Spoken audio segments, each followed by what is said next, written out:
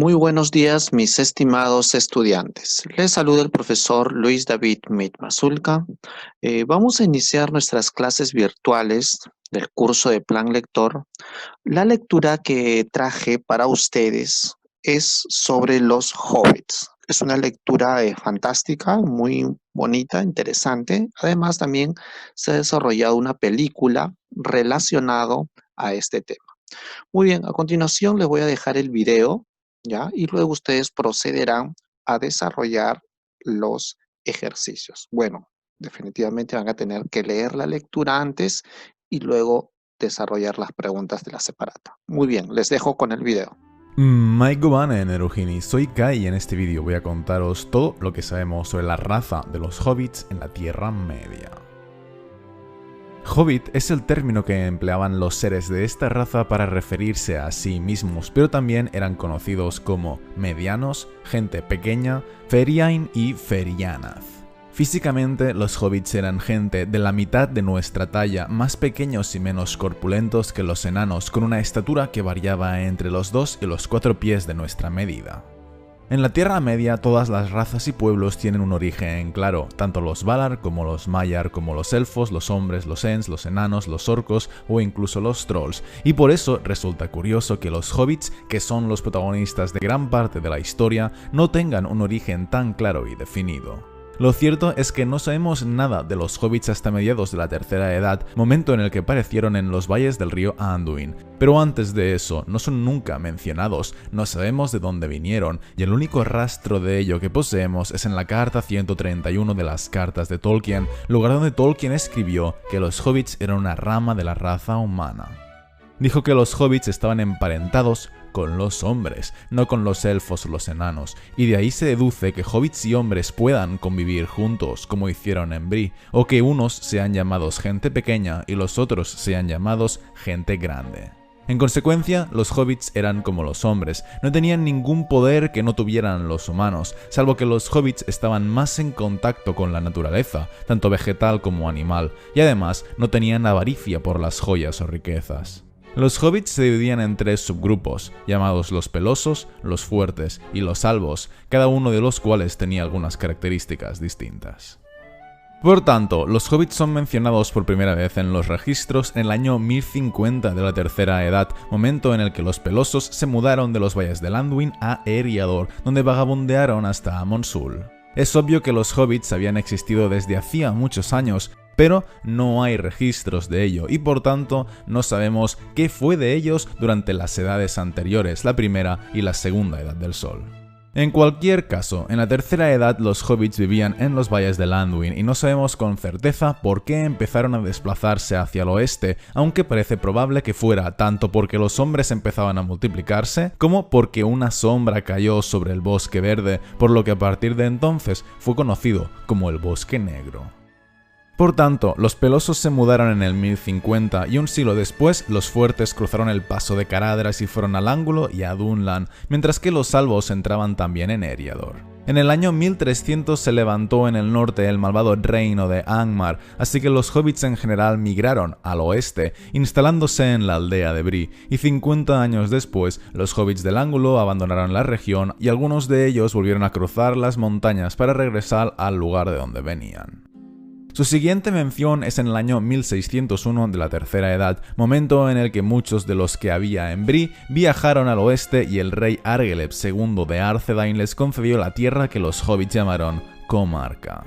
A cambio, solo se les pidió que mantuviesen en buen estado los puentes y caminos y que ayudaran a los mensajeros y reconocieran la majestad del rey de los Dúnedain. De ellos aprendieron la escritura y la lengua común, que empezaron a usar, olvidando las lenguas que habían hablado antes. Pero a pesar de que había allí un rey del que eran súbditos formales, en realidad los hobbits estuvieron siempre gobernados por jefes propios y nunca intervinieron en los hechos del mundo exterior. Al término de la guerra entre Arnor y Angmar, el reino de los Dúnedain del norte llegó a su fin, y entonces los hobbits eligieron de entre sus propios jefes a un Thain, que asumió la autoridad del rey desaparecido. 31 años después de instalarse en la comarca, los fuertes que vivían en Dunlan se les unieron desde el sur, y 6 años después fueron afectados por la Gran Plaga. Se trataba de una enfermedad horrible venida desde el sureste, que los hobbits pudieron sobrevivir como pueblo, aunque sufrieron grandes pérdidas. Pero tras eso vivieron en una paz próspera e ininterrumpida y se multiplicaron sin problemas. Así pues, en la comarca había los tres tipos de hobbits: pelosos, fuertes y albos. Los pelosos eran de piel más oscura, cuerpo menudo, cara lampiña y no llevaban botas. De manos y pies ágiles y bien proporcionados, preferían las tierras altas y las laderas de las colinas. Tuvieron relación con los enanos en tiempos remotos y vivieron durante mucho tiempo en las estribaciones montañosas. Eran la especie más normal, representativa y numerosa de los hobbits y también la más sedentaria y la que conservó durante más tiempo el hábito ancestral de vivir en túneles y cuevas.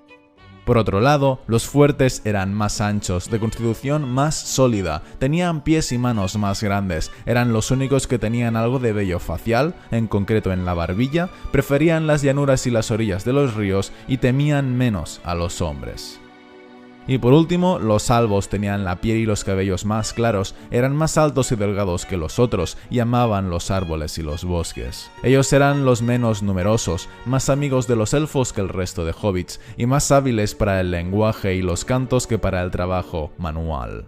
Siempre prefirieron la caza a la agricultura y como eran los más valientes y aventureros, se los encontraba a menudo como jefes o caudillos en los clanes de los pelosos y los fuertes. De entre los fuertes que había al otro lado de las montañas nubladas se encontraban Digol y Smigol, que fueron los dos hobbits que encontraron el anillo único en el río en el año 2463 de la Tercera Edad. Smigol mató a Digol para obtener el objeto y de ahí pasó a convertirse en la criatura llamada Gollum.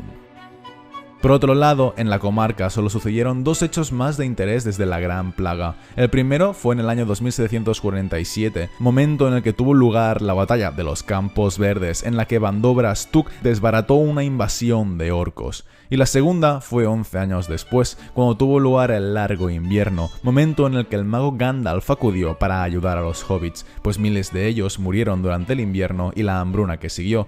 Pero, pasado ese terrible año, con el tiempo volvieron a acostumbrarse a la abundancia y su tierra seguía siendo rica y generosa. Había poca o ninguna magia en los hobbits, salvo por el hecho que podían moverse en completo silencio por el bosque cuando se lo proponían, habilidad de la que se sentían orgullosos y que habían obtenido por herencia práctica y gracias a una íntima amistad con la tierra que sería del todo inimitable para los humanos corrientes. En ningún momento los hobbits fueron amantes de la guerra y jamás lucharon entre sí. Si bien en tiempos remotos se vieron obligados a combatir para subsistir en un mundo difícil, a finales de la Tercera Edad eso no eran más que leyendas. Por lo que sabemos, solo lucharon dos veces en su historia. La primera, en la última batalla de Arnor contra Angmar, donde los hobbits enviaron a algunos arqueros en ayuda del rey, o por lo menos así lo afirmaron, si bien esto no aparece en ninguna crónica de los Dúnedain. Y la segunda fue la batalla de los Campos Verdes librada por Bandobras Tuk. No obstante, el ocio y la paz no alteraron el raro vigor de esta gente. Era difícil intimidarlos o matarlos y podían renunciar de todas las cosas que poseían cuando era necesario para sobrevivir así a los rudos golpes de la pena, los enemigos o el clima. Aunque se resistían a pelear y no mataban por deporte a ninguna criatura viviente, eran valientes cuando se los acosaba y hasta podían manejar las armas si se presentaba el caso. Tiraban bien con el arco, pues eran de mirada certera y manos hábiles, y si un hobbit recogía una piedra, lo mejor era ponerse a resguardo inmediatamente, como bien lo sabían todas las bestias merodeadoras. Los hobbits amaban la paz y la tranquilidad y el cultivo de la buena tierra, y no había para ellos paraje mejor que un campo bien aprovechado y bien ordenado. No entendían ni gustaban de maquinarias más complicadas que una fragua, un molino de agua o un telar de mano, aunque fueron muy hábiles con toda clase de herramientas. Vestían ropas de brillantes colores y preferían el amarillo y el verde. Muy rara vez usaban zapatos, pues las plantas de los pies eran en ellos duras como el cuero, fuertes y flexibles, y los pies mismos estaban recubiertos de un espeso pelo rizado muy parecido al pelo de las cabezas, de color castaño casi siempre. Por esta razón, el único oficio que practicaban poco era el de zapatero, pero tenían dedos largos y habilidosos que les permitían fabricar muchos otros objetos útiles y agradables. En general, sus rostros eran bonachones más que hermosos, anchos, de ojos vivos, mejillas rojizas y bocas dispuestas a la risa, a la comida y a la bebida. Reían, comían y bebían a menudo y de buena gana, les gustaban las bromas sencillas en todo momento y comer 6 veces al día. Eran hospitalarios, aficionados a las fiestas, hacían regalos espontáneamente y los aceptaban con entusiasmo. Y por último, los hobbits de la comarca también tenían la costumbre de fumar con pipa, costumbre que desde entonces copiaron de ellos otras razas de la Tierra Media. Lamentablemente, los hobbits tenían un punto débil con el agua, pues muy pocos de ellos sabían nadar. La mayoría miraban con profundo recelo aún los ríos y los pequeños botes, no digamos ya el mar, al que muy pocos habían visto alguna vez. Debido a ello, el mar se transformó en una palabra pavorosa y un signo de muerte. Los hobbits habían vivido en un principio en cuevas subterráneas, o así lo creían, y en esas moradas se sentían a gusto. Pero con el transcurso del tiempo se vieron obligados a adoptar otras viviendas. A finales de la Tercera Edad, solo los hobbits más ricos y los más pobres mantenían en la comarca esa vieja costumbre. Los más pobres continuaron viviendo en madrigueras primitivas, en realidad simples agujeros, con una sola ventana o bien ninguna, mientras que los ricos edificaban versiones más lujosas de las simples excavaciones antiguas. Pero el resto edificaron sobre el nivel del suelo casas de madera, ladrillo o piedra que no tenían distintos niveles, sino solo uno, y generalmente eran largas, bajas y confortables. Aprendieron la construcción de los hombres, elfos y enanos, y la principal peculiaridad que subsistió de la arquitectura hobbit fue la afición a las ventanas y puertas redondas. Y para acabar con sus características, todos los hobbits eran gente aficionada a los clanes y llevaban cuidadosa cuenta de sus parientes, dibujaban grandes y esmerados árboles genealógicos con innumerables ramas, pues cuando trataban unos con otros era importante recordar quién estaba relacionado con quién y en qué grado. En la época de la Guerra del Anillo, los fuertes que había en el río Anduin ya estaban todos muertos o bien hacía tiempo que habían abandonado sus moradas hacia el oeste, aunque en una versión alternativa Tolkien escribió que en realidad aún quedaban unos pocos, que fueron todos asesinados por los Nazgûl cuando pasaron por esa zona buscando el Anillo Único.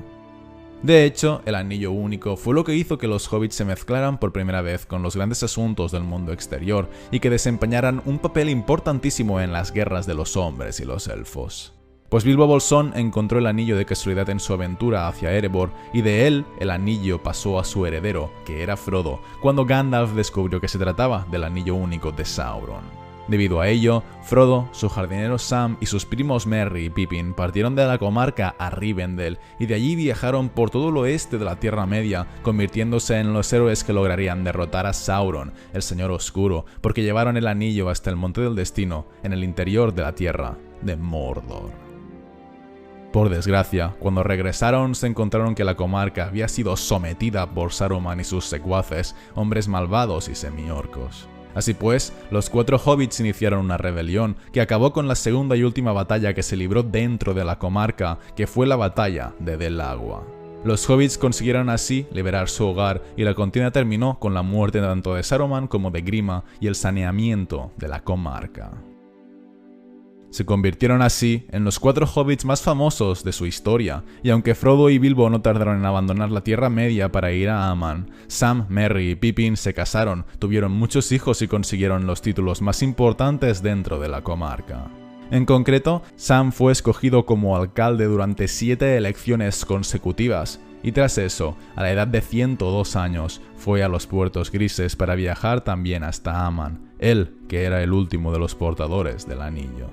Por último, Merry y Pippin arreglaron todos sus asuntos y fueron primero a Edoras y luego a Minas Tirith, donde murieron y fueron enterrados en Rath Dinen, entre los grandes de Gondor. Por lo que hace al rey Elessar, promulgó una ley que impedía a todos los hombres entrar dentro de los límites de la comarca, cediendo así aquella tierra enteramente a los hobbits, para que pudieran vivir en ella con paz para toda la eternidad.